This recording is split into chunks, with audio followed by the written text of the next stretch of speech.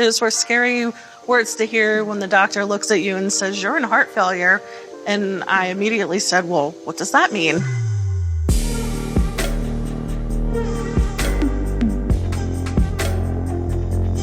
Nikki, what's the one thing you wish others knew about heart failure? I think a lot of times with heart failure, people are quick to blame just stress and anxiety. Before I went to the doctor to get tested, I would say 99% of the people said, "You're fine, it's just anxiety." Because we don't look physically sick, it's kind of a silent killer. Right. If we don't pay attention to Absolutely. it. What led to your diagnosis? I was having a lot of heart palpitations multiple times a day, so it finally got to the point where I said to myself, I should probably go get this checked out. It feels like something is setting heavy on my chest, and I can't get air. When you feel like your heart's stopping, that also is a little bit scary. I told my friends and my family that I was coming down with adult onset of asthma, and everyone was good with that diagnosis, so I thought I had done a good job.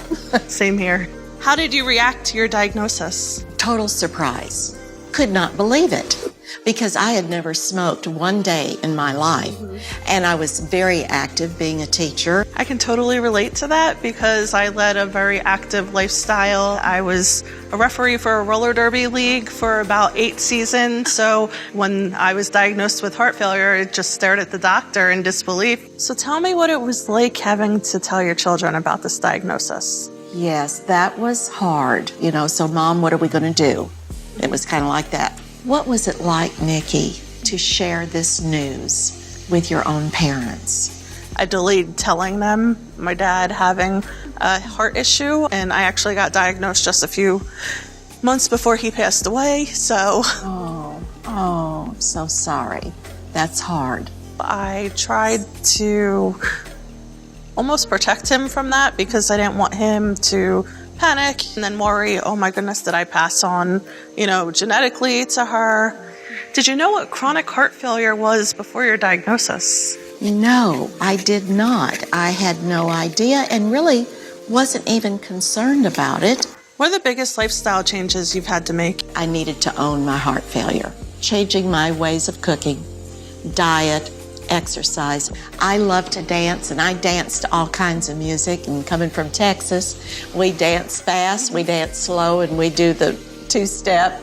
That kind of diminished. However, I am happy to say that after changing my lifestyle, I am back to dancing and can make it through a whole song now. Do you have any tips for managing? One of the biggest things is keeping your stress levels down, not being fearful of telling family and friends if they're stressing me out for some reason. Hey, can we figure out how to deal with this? Have you seen any improvements since your diagnosis?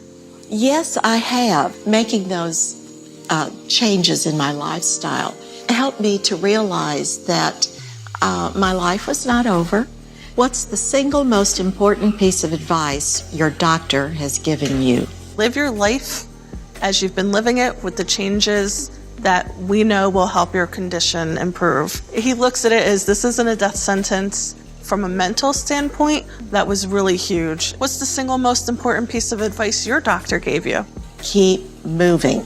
Don't stop living. Keep going. Because when you hear heart failure, you're already thinking failure. Right. That diagnosis is not your destiny right then and there. Do you have any tips for managing it?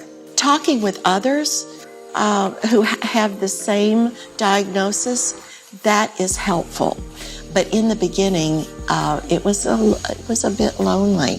What would you tell other women going through this? It's really important for every woman to make sure they're taking care of their heart health. A trip to the doctor can really save your life. Nikki, considering your diagnosis and your father passing, and are you feeling optimistic about your future? I am optimistic, and talking with you and seeing you've been, more years than I have with the condition, and you look wonderful, and you're doing things you love still. So yeah, that really, really helps make me even more optimistic. Life does go on. Make the most of it. Sherry, it's been so great talking with you, and I wish you all the best of luck. Oh, thank you so very much. It's been wonderful speaking with you. I wish you well.